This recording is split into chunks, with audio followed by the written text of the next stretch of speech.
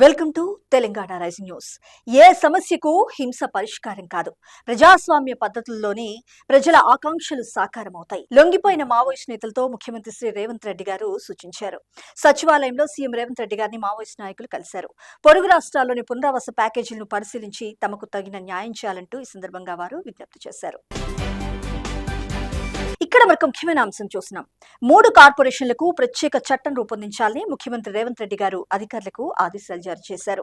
బాహ్య వలయ రహదారి పరిధిలోని కోర్ అర్బన్ ప్రాంతంలో ఉన్న ఈ 3 కార్పొరేషన్లకు వర్తించేలా ఇప్పుడున్న గ్రేటర్ హైదరాబాద్ మహానగరపాలక సంస్థ జీహెచ్ఎంసీ చట్టం స్థానంలో ఇక మీదట కోర్ అర్బన్ చట్టం తయారు చేయాలని ముఖ్యమంత్రి రేవంత్ రెడ్డి గారు అధికారులకు సూచించారు.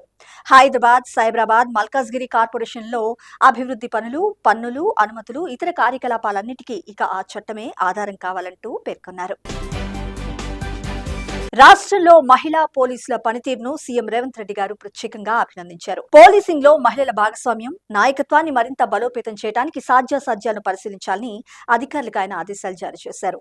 తమిళనాడు వంటి రాష్ట్రాల్లో మహిళల నియామకం, శిక్షణ, కెరీర్ పురోగతిలో ఉత్తమ పద్ధతులను అధ్యయనం చేయడానికి ప్రత్యేక బృందాన్ని ఏర్పాటు చేయాలంటూ సూచించారు సీఎం రేవంత్ రెడ్డి గారు. ప్రజల కోసం ఏమేం చేశామో రిపోర్ట్ రెడీ చేయండి అంటూ డిప్యూటీ సీఎం మల్లు భట్టి విక్రమార్క గారు, మంత్రి ఉత్తమ్ కుమార్ రెడ్డి గారు, పొంగులేటి శ్రీనివాస్ రెడ్డి గారు, మంత్రి దుద్దిళ్ల శ్రీధర్ బాబు గారు పేర్కొన్నారు. ఈ 2 ఏళ్లలో ప్రజాప్రభుత్వం ఏం చేసింది, రాబోయే రోజుల్లో ఇక మీదట ప్రజలకు ఏమేం మంచి పనులు చేయాలనుకుంటుందో ప్రజలకు మరింత అర్థమయ్యేలా వివరించేందుకు సమగ్ర ప్రణాళిక రూపొందించాలని డిప్యూటీ సీఎం మల్లు భట్టి విక్రమార్క గారు పేర్కొన్నారు. ప్రజాభవన్ లో 99 days action plan sub committee సమావేశం డిప్యూటీ సీఎం మల్లు భట్టి విక్రమార్క గారి అధ్యక్షతన జరిగింది. ఈ సందర్భంగా వివిధ స్థాయిల్లో ఏ తరహా కార్యక్రమాలు రూపొందిస్తే ప్రజలు ఆనందంగా ఉంటారు, వివిధ శాఖలను ఏ విధంగా సమన్వయం చేసుకోవాలి, పూర్తి సమాచారంతో కూడిన నివేదికను రూపొందించడం అనే అంశాలను జోడించాలని ఈ సందర్భంగా మంత్రులు సూచించారు.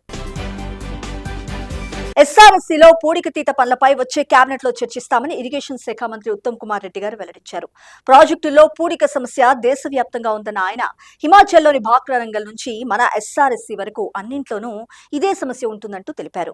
పూడిక వల్ల ఎస్ఆర్ఎస్సీ సామర్థ్యం 120 టీఎంసీల నుంచి 80 టీఎంసీలకు పడిపోయిందంటూ పేర్కొన్నారు. ఈ సందర్భంగా ఎస్ఆర్ఎస్సీ స్టేజ్ 2 ఆయకట్టు రైతు ప్రతినిధులతో సమీక్ష చేశారు మంత్రి ఉత్తమ్ కుమార్ రెడ్డి గారు. రాష్ట్రంలోని ప్రధాన ప్రాజెక్టులో పూడికతీత సెకండ్ ఫేజ్ పనులను వెంటనే ప్రారంభించేలా చర్యలు తీసుకోవాలని అధికారులకు మంత్రి గారు ఆదేశించారు.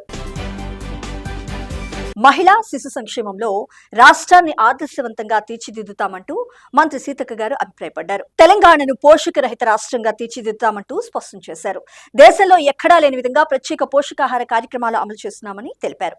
త్వరలోనే రాష్ట్ర వ్యాప్తంగా అంగన్వాడీ చిన్నారులకు బ్రేక్ఫాస్ట్ స్కీమ్ ను ప్రారంభిస్తామంటూ వెల్లడించారు.